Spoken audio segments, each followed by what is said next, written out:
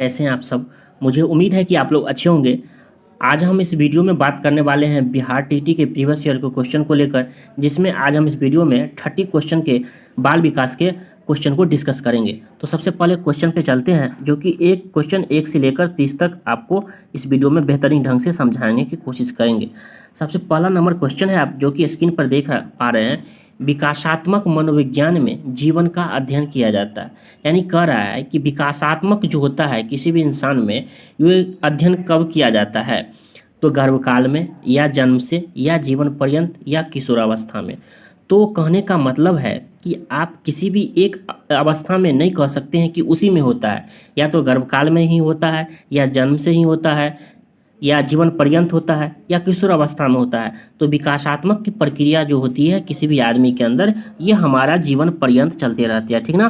तो इस प्रकार क्या हो जाएगा, हमारा ऑप्शन नंबर सी सही हो जाएगा। उसके बाद दूसरा नंबर क्वेश्चन है, मस्तकाधोमुखी एवं निकट से दूर का कर्म किस क्रिया का अंग होता है? सबसे पहले मस्तकाधोमुखी जो होता है साथियों, यानी मस्तिष्क से, मस्तकाधोमुखी जो है ये उसका मतलब होता है मस्तिष्क से पैर की तरफ विकास। तो आप कॉपी में लिख लीजिए, मस्तिष्क से पैर की तरफ यानी मस्तकाधोमुखी होता है। उसमें कहता है कि जो हमारा पैर की उंगलियों का विकास जो होता है ना, किसी भी बालक का सब बाद में होता है। सबसे पहले उसकी मस्तिष्क का होता है, फिर बाद में उसके पैर की उंगलियों का होता है, ठीक ना। तो उन्हें आप नोट डाउन कर सकते हैं। और इसका जो मतलब होता है निकट से दूर के मतलब होता है। तो कहने का मतलब है क्या, हृदय के नज़दीक वाले अंगों का विकास सबसे पहले होता है, और उसके बाद जो अलग होता है उसका दूर होता है। तो यह मुख्य रूप से सभी जो है यह एज ए डेवलपमेंट के अंतर्गत आता है, ठीक ना। तो उसका दो का क्या हो जाएगा, विकास हो जाएगा। उसके बाद है तीसरा नंबर क्वेश्चन, जो कि बहुत ही इंपॉर्टेंट क्वेश्चन है। लड़का के पैदा होने के लिए उत्तरदायी क्रोमोसोम कौन सा है? यानी कह रहा है कि लड़का जो पैदा होता है उसमें कौन कौन से उत्तरदायी क्रोमोसोम होते हैं। आपको पता होगा एक्स और वाई जो कि क्रोमोसोम है। तो लड़का के लिए क्या होता है, तो लड़का के लिए एक्स वाई, ठीक ना, लड़का के लिए एक्स वाई होता है। लेकिन अगर उसी स्थान पर अगर क्वेश्चन को चेंज करके दे दिया जाए, लड़की के पैदा होने के लिए उत्तरदायी क्रोमोसोम कौन है, तो ये हमारा क्या हो जाएगा, एक्स और एक्स हो जाएगा, ठीक ना। उसको एक्स एक्स की तरह आपको इसमें डबल स्टार लगा लीजिए, क्योंकि ऐसे क्वेश्चन आपको परीक्षा में कितने बार बने हैं, ठीक ना। तो ऐसे क्वेश्चन को आप बेहतरीन ढंगों से याद कर सकते हैं। तो चौथा क्वेश्चन है, प्राकृतिक पर्यावरण में सम्मिलित होता है। यानी कह रहा है हमारा नेचुरल इन्वायरमेंट जो होता है उसमें क्या क्या सम्मिलित होता है, हमारे आसपास क्या क्या होता है। तो उसमें जो होता है जैविक और अजैव, ठीक ना, उसमें सभी प्रकार के जीवों का रहते हैं। तो प्राकृतिक पर्यावरण में ये जैविक और अजैव दोनों प्रकार के जो होते हैं प्राणियों के बारे में बताया गया है, ठीक ना। तो उन्हें क्या हो जाएगा, 4 का 2 हो जाएगा। पांचवा नंबर क्वेश्चन को आप ट्रिपल स्टार लगा लीजिए, क्योंकि ये क्वेश्चन आपको बहुत बार एग्जामों में सीटेट हो या बिहार टेट हो या अदर टीटी एग्जाम में भी पूछे गए हैं। कहने का मतलब है निम्न में से कौन सीखने के नियम में सम्मिलित नहीं है। कहने का मतलब है इनमें कौन सा सीखने के नियम नहीं है। देखिए थॉर्नडाइक ने 3 नियम दिया था, आप इन्हें कॉपी में नोट डाउन कर लीजिए। थॉर्नडाइक ने 3 नियम दिया था, ठीक ना, 1 2 और 3, ठीक ना। 3 नियम में पहला नियम जो है आपका तत्परता का नियम, दूसरा है अभ्यास का नियम, और तीसरा है जो प्रभाव का नियम, ठीक ना। तत्परता, उसका अभ्यास और प्रभाव, ये खेल का जो नियम है, इन्होंने खेल का ऐसा कोई नियम नहीं दिया। जबकि अभ्यास, तत्परता और प्रभाव का जो सीखने का नियम होता है, तो इस प्रकार सीखने के 3 नियम जो कि थॉर्नडाइक ने दिया था, तत्परता का नियम, अभ्यास का नियम, प्रभाव का नियम, मैं ऐसे पढ़ा रहा हूँ, ऐसे बता रहा हूँ जिससे आपको अभी ही याद हो जाए, उसे बाद में आपको सिर्फ एक बार अगर देख लेते हैं तो 100% यह कॉन्फिडेंस के साथ याद हो जाएगा। तो इन्हें आप याद रखिएगा, ठीक ना। 5 का क्या हो जाएगा, सी हो जाएगा। उसके बाद 6 नंबर क्वेश्चन है, शैशवावस्था मानव विकास की प्रमुख अवस्था है। कहने का मतलब है शैशवावस्था जो है मानव विकास की किस स्थान पे नंबर पे आता है, ठीक ना। तो देखिए मुख्य रूप से जो पहला अवस्था होता है ये हमारा प्री नेटल एज, यानी माँ के गर्भ में जो अवस्था होती है गर्भावस्था, वो होता है। दूसरा आता है हमारा शैशवावस्था, जिसे हम इंग्लिश में इन्फेंसी स्टेज भी कहते हैं। देखिए थोड़ा थोड़ा इंग्लिश टर्म को भी याद रखिए, क्योंकि परीक्षा में जो होता है कभी आपको इंग्लिश टर्म में डायरेक्ट हिंदी में भी दे देता है, ठीक ना। तो आपको इंग्लिश टर्म को भी याद रखना पड़ेगा। उसके बाद आता है बाल्यावस्था, उसके बाद आता है किशोरावस्था। देखिए वृद्धावस्था को उतना मायने नहीं रखता है, है ना। ऐसे कहे तो मुख्य रूप से 4 ही होता है। पहला माँ के गर्भ में जो होता है ये गर्भावस्था, उसके बाद आता है शैशवावस्था, उसके बाद आता है बालावस्था, उसके बाद आता है हमारा किशोरावस्था। मुख्य रूप से 4 अवस्थाओं का वर्णन किया गया है। तो शैशवावस्था कितने नंबर पर आया, तो ये हमारा 2 नंबर पर आया, ठीक ना। तो आप इन्हें बेहतरीन ढंग से याद रख सकते हैं। तो आपको मैंने इस प्रकार भी बताया। फिर उसको क्या किया गया है, शैशवावस्था को भी भागों में बांटा गया है, बालावस्था को भी बांटा गया है, और उसके बाद किशोरावस्था को भी बांटा गया है, ठीक ना। तो इन्हें आप याद रख सकते हैं। उसके बाद 7वां नंबर क्वेश्चन है, बालक के व्यक्तित्व की नींव किस अवस्था में पड़ती है। कहने का मतलब है कि किसी भी बालक के उसके व्यक्तित्व की नींव जो होती है किस अवस्था में पड़ती है, तो ये हमारा बचपना अवस्था में पड़ती है, यानी बाल्यावस्था में पड़ती है। अगर देखिए उस अवस्था में बच्चों को अगर आप सही सिखाएंगे तो वह सही सीखेगा, गलत सीखेगा तो गलत बताइएगा तो वो गलत सीखेगा। क्योंकि वाटसन ने कहा था कि मुझे 1 दर्जन बच्चा दे दो, मैं उसे जो चाहूँगा वो बना पाऊँगा। यानी मैं अगर अभी चाहता हूँ उसे डॉक्टर बना पाऊँगा, मैं उसे कलेक्टर बना पाऊँगा अगर मैं चाहता हूँ, अगर मैं उसे चोर डकैत जो भी चाहूँगा वह बना सकता हूँ। कहने का मतलब है इसी ऐसा उम्र ऐसी समय में ऐसा होता है, जैसा आप ढालिएगा वैसा बच्चों बनता है। तो इस अवस्था बहुत ही इंपॉर्टेंट होता है, इसीलिए बच्चों को इस अवस्था में आप गलत चीज़ों से दूर रख सकते हैं, ठीक ना। तो 7 का क्या हो जाएगा, हमारा सी नंबर ऑप्शन सही हो जाएगा। फिर 8वां नंबर है, पियाजे के अनुसार संज्ञानात्मक विकास की अवस्थाओं को बांटा गया है। देखिए इस क्वेश्चन को भी आप क्या कीजिए, ट्रिपल स्टार लगा लीजिए, ठीक ना। तो क्वेश्चन को जो है, कुछ ऐसे क्वेश्चन है जो आपको परीक्षा में हमेशा बनेंगे, बने हैं तो बनते हैं। तो पियाजे के अनुसार संज्ञानात्मक विकास की अवस्थाओं को 4 भागों में बांटा गया है। आप कॉपी में लिखिए।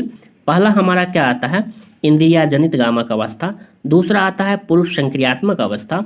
तीसरा आता है हमारा मूर्त अवस्था, और चौथा आता है हमारा अमूर्त अवस्था, ठीक ना। जिसे हमें इंग्लिश में कहते हैं, पहला सेंसरी मोटर, दूसरा प्री ऑपरेशनल स्टेज, तीसरा हमारा कंक्रीट, और चौथा होता है हमारा नॉन कंक्रीट, ठीक ना। तो इन्हें आप याद रख सकते हैं। तो इस प्रकार जो हमारा अवस्थाओं का एज होता है तो उन्हें भी आप याद रख सकते हैं, ठीक ना। तो इस प्रकार जब आप याद रखेंगे तो परीक्षा में आपको कैसे भी प्रश्न, आपको अगर उल्टा पुल्टा के कैसे भी अगर क्वेश्चन आता हो तो आप उसे सही कर सकते हैं। अगर आपको वीडियो पसंद आ रहा हो तो दोस्तों वीडियो को लाइक ज़रूर कीजिएगा। 9वां नंबर क्वेश्चन है हमारा, अनुकरण की प्रक्रिया में सर्वप्रथम शिशु अनुकरण करता है। कहने का मतलब है कि जब बच्चा, छोटा सा बच्चा, जब उस छोटा सा बच्चा जब किस चीज़ को सबसे पहले हमारा क्या करता है, अनुकरण करता है, तो यह हमारा क्या होगा, स्वर वर्णों का सबसे पहले बच्चों जो है ये अनुकरण करता है, ठीक ना। 1 लाइनर थॉट है जिन्हें आप याद रख सकते हैं। 10 नंबर क्वेश्चन है, मास्टर ग्रंथि के नाम से जाना जाता है। तो मास्टर ग्रंथि के नाम से कौन जाना जाता है, तो पीयूष ग्रंथि को आप क्या कर सकते हैं, मास्टर ग्रंथि के नाम से जाना जाता है, ठीक ना। तो 1 लाइनर थॉट है जिसे आपको याद रखना पड़ेगा ऐसे। 11 नंबर क्वेश्चन है जो कि बहुत ही इंपॉर्टेंट है, बालक की प्रथम पाठशाला क्या होती है। साथियों आपको बता दूं कि यह प्रश्न भी बिहार टीईटी हो या सीटेट हो या फिर अदर टीईटी में बहुत बार पूछे गए हैं। देखिए जब भी प्रश्न को बनाते समय ऐसे प्रश्न देखिए आसान रहते हैं लेकिन फिर भी गलत हो जाते हैं, क्यों, यही है कि थोड़ी नज़र हटी दुर्घटना घटी। तो बालक की प्रथम पाठशाला जो होता है ये हमारा परिवार होता है।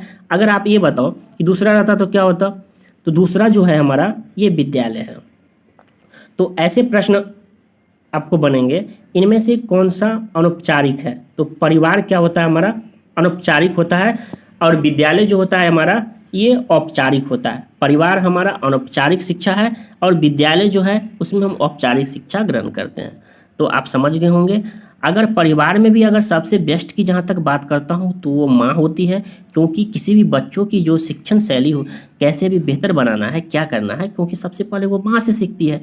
तो क्या हो जाएगा आपको, ये परिवार हो जाएगा, लेकिन परिवार में भी सबसे बेस्ट माँ होगा। और सेकेंडरी में क्या होगा आपका, विद्यालय होगा, और विद्यालय में जो सबसे अहम भूमिका होती है ये हमारे टीचर की होती है, ठीक ना।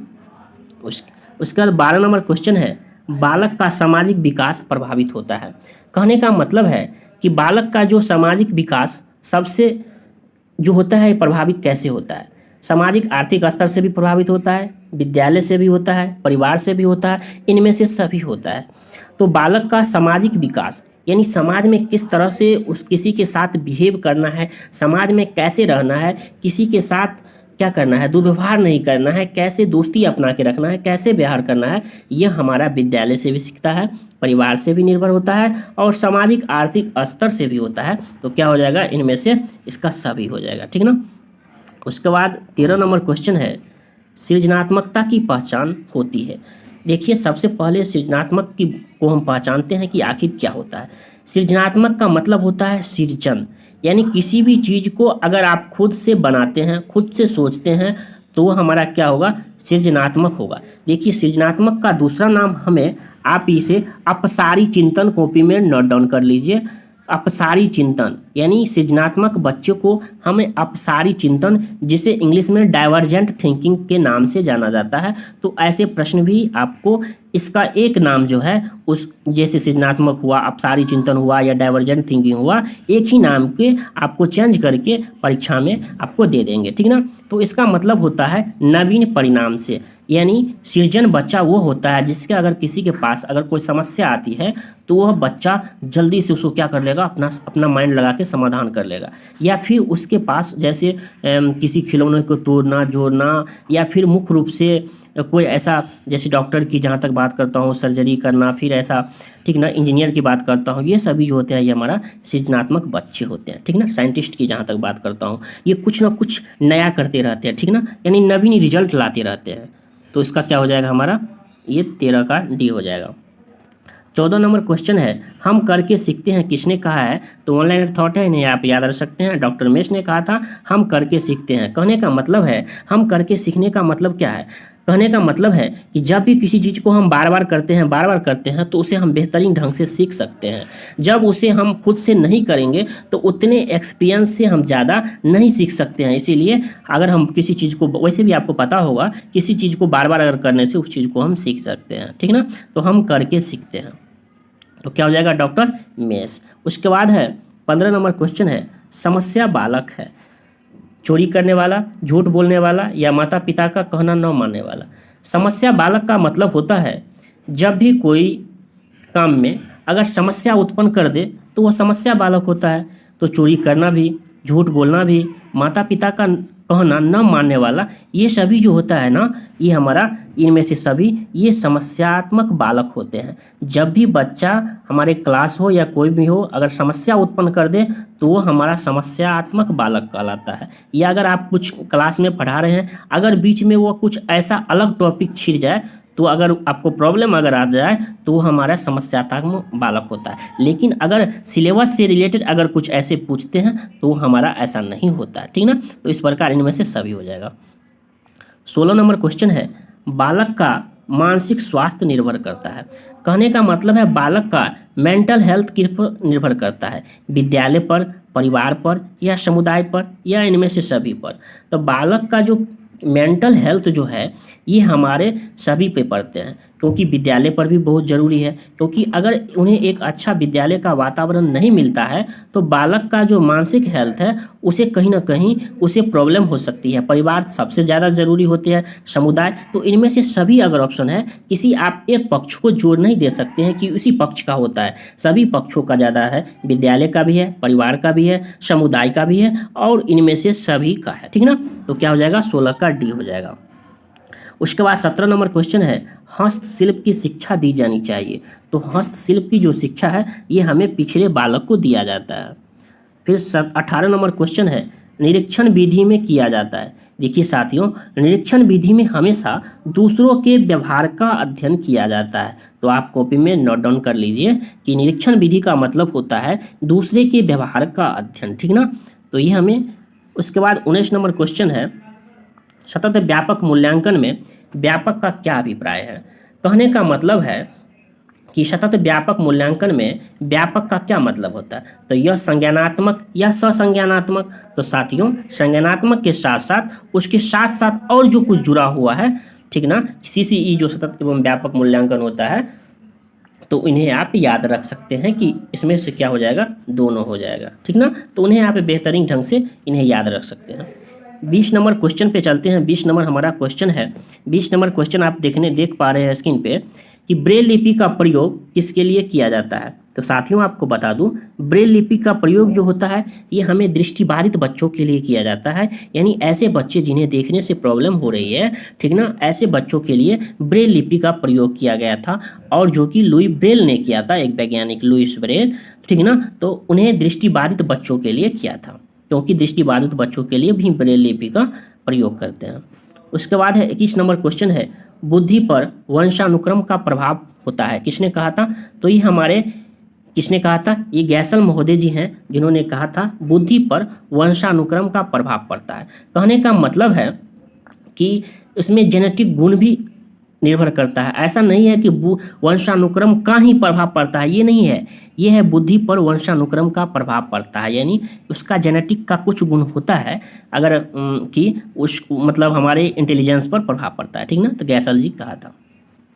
उसके बाद 22 नंबर क्वेश्चन है, मनुष्य का व्यवहार मुख्यतः किससे प्रेरित होता है? कौशल से, या अभिवृत्ति से, या अभिक्षमता से, या उसकी बुद्धि से, ठीक ना। तो क्या करना पड़ेगा साथियों, मनुष्य का व्यवहार जो होता है ना, ये उसकी अभिवृत्ति पे निर्भर करता है, उसकी अभिवृत्ति से प्रेरित होता है। क्योंकि ऐसा नहीं है अगर कि जिसके पास ज़्यादा बुद्धि होगा ना, उस वही बच्चे को अच्छे से समझा पाएगा, ऐसा नहीं है। कम बुद्धि वाले भी बेहतरीन ढंग से, अच्छे ढंग से, आप देख सकते हैं किसी भी इंसान से अगर बात करते हैं तो ये कुछ ऐसे लोग भी हैं जिनके पास अगर बुद्धि कम भी है तो उन्हें आपको ज़्यादा से ज़्यादा मोटिवेट कर देते हैं, ठीक ना। जिनके पास बहुत भी बुद्धि है वो भी ज़्यादा मोटिवेट नहीं कर पाते। तो ऐसा नहीं है, उसकी अभिवृत्ति पर निर्भर करता है। 23 नंबर क्वेश्चन है, व्यक्ति से संवाद करने की प्रक्रिया क्या कहलाती है?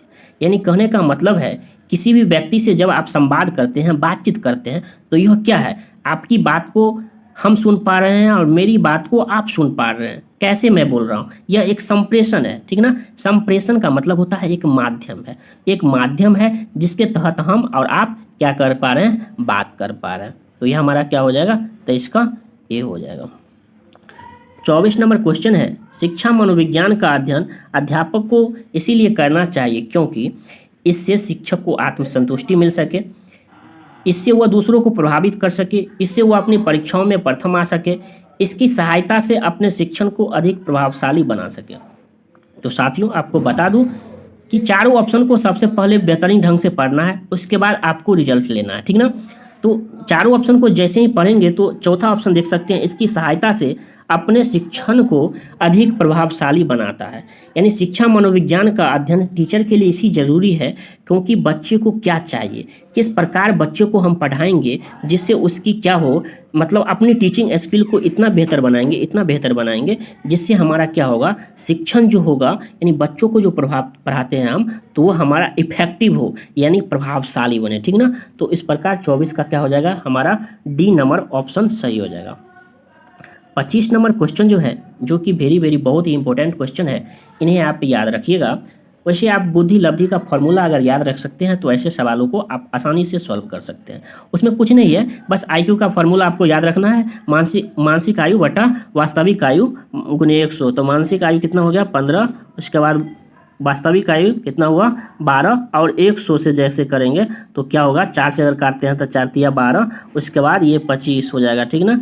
जैसे ही 25 होगा तो 3 पंचे 15, उसके बाद क्या करेंगे, 25 को क्या होगा, 25 को 5 से जैसे ही गुना करेंगे तो हम क्या हो जाएगा हमारा 125, ठीक ना। तो इस प्रकार आप आसानी से सॉल्व कर सकते हैं। जैसे मानसिक आयु कितना हुआ, मानसिक आयु 15 वर्ष है तो 15 को लिख लिए, उसके बाद क्या किए, 15 लिख लिए, ठीक ना। उसके बाद 15, उसके बाद वास्तविक आयु कितनी है, 12, और उसके बाद 100 से मल्टीप्लाई कर दिए। तो जैसे ही आप उसे सॉल्व करेंगे तो आपका यह बुद्धि लब्धि निकल के आ जाएगा। तो ऐसे कोई भी अगर डिजिट चेंज करता हो तो आपको बुद्धि लब्धि आसानी से आप निकाल सकते हैं। सबसे पहले आपको मानसिक आयु वाला लिखना पड़ेगा, उसके बाद वास्तविक आयु गुने 100 करके जैसे ही क्या करना है, आपको कट कर देना है। तो जैसे ही आप सवाल को, ऐसे सवालों को आसानी से आप सॉल्व कर सकते हैं, ठीक ना। तो इस प्रकार क्या हो जाएगा, इसका 125 हमारा सही हो जाएगा। उसके बाद है 26 नंबर है, पाठ्यक्रम होना चाहिए। कहने का मतलब है पाठ्यक्रम कैसा होना चाहिए, छात्र केंद्रित या विद्यालय केंद्रित या शिक्षक केंद्रित या इनमें से कोई नहीं। देखिए करिकुलम जो होता है ना, वो हमेशा विद्यालय में या कहीं भी आपको हमारा स्टूडेंट केंद्रित होता है, ठीक ना। तो हमेशा याद रखना है विद्यार्थी जैसे चाहता है वैसे आपको पढ़ाना है। अगर बच्चों को अभी पढ़ने का मन नहीं है, अगर उसे खेलने का मन है तो उसे खेल खेल में पढ़ाइए, ठीक ना। ऐसा नहीं है कि उसे आप ज़बरदस्ती पढ़ा सकते हैं, ऐसा उसे कुछ ऐसा नहीं है करिकुलम में, यानी ऐसा निर्धारित किया गया है जैसे बच्चों को चित्र देख कर पढ़ना अच्छा लगता है तो आप उसे पढ़ाइए, और ऐसे उसका डिजाइन किया गया है पाठ्यक्रम में, ठीक ना। तो छात्र केंद्रित यानी छात्र के अनुसार, यानी अगर बच्चा फेल होता है तो इसका मतलब होता है कि टीचर में कमी है, यानी उस व्यवस्था में कमी है। ये क्वेश्चन बहुत बार परीक्षा में पूछा गया है कि एक बच्चे का फेल होना क्या दर्शाता है। तो एक बच्चे का फेल होना उसकी व्यवस्था को फेल है, ठीक ना। ऐसे क्वेश्चन प्रश्न में बने हैं और आगे भी परीक्षा में पूछे जाएंगे, ठीक ना। तो ये हमारा छात्र केंद्रित होगा। तो आपको क्या करना पड़ेगा, आप एक मान लीजिए आप टीचर हैं तो क्या करना पड़ेगा, एज ए टीचर के लिए अगर बच्चे कैसे समझेंगे, अगर एक तरीका से नहीं समझाते हैं तो आपको फिर दूसरा तरीका अपनाना पड़ेगा, यानी आपको अपने में चेंज लाना पड़ेगा, बच्चे को समझाना पड़ेगा। तो 27 नंबर क्वेश्चन है आपका, प्राथमिक शिक्षा में मदद करता है, क्या मदद करता है, बच्चे का समाजीकरण, बच्चे का लोकतांत्रिकरण या पाठ्यक्रम की समझ, या इनमें से सभी। तो प्राथमिक कक्षा में बच्चे का समाजीकरण भी जरूरी है। बच्चे का लोकतांत्रिकरण का मतलब होता है बच्चों का अधिकार, यानी बच्चे अपने मन से खेल सकते हैं, पढ़ सकते हैं, लिख सकते हैं, घूम सकते हैं, और पाठ्यक्रम की समझ, तो इनमें से सभी हो जाएगा, ठीक ना। तो इस प्रकार के ऑप्शन को आप बनाते समय ऐसी बारीकियों का ध्यान रख सकते हैं। उसके बाद 28 नंबर क्वेश्चन है कि छात्रों को प्रेरित करने की एक विधि है कि सही विधि है, ठीक ना। यानी दंड, फटकारना या प्रशंसा करना या मारना या पीटना। तो आपको ऐसे सवालों को बनाते समय साथियों मैं आपको एक ट्रिक बताता हूं कि जब भी प्रश्न में अगर पॉजिटिव हो तो हमेशा पॉजिटिव वाला उत्तर होगा, नेगेटिव होगा तो उसमें करा है सही विधि। तो दंड, मारना, पीटना और ये सब आपको नेगेटिव वर्ड लग रहा होगा ना कि मारना पीटना, उसमें क्या है, प्रशंसा करना। हमेशा बच्चे में अगर कोई बच्चा एक बार सवाल बनाया, अगर उससे नहीं बना, गलत हो गया, तो फिर क्या करना है, तुमसे तो होगा ही नहीं, नहीं ऐसे शब्दों का इस्तेमाल नहीं करना है कि अब तो तुमसे होगा ही नहीं। नहीं, एक बार गलती हुआ कोई बात नहीं, फिर दूसरी बार ट्राई करो, अरे तुमसे हो जाएगा।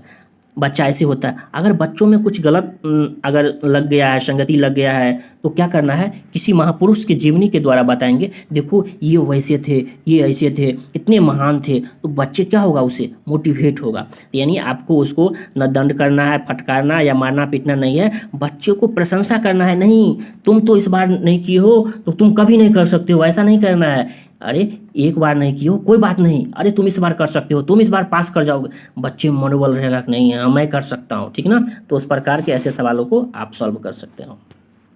29 नंबर क्वेश्चन है, शिशु के प्रति सहानुभूति एवं प्यार दुलार से किस संवेग की उत्पत्ति होती है।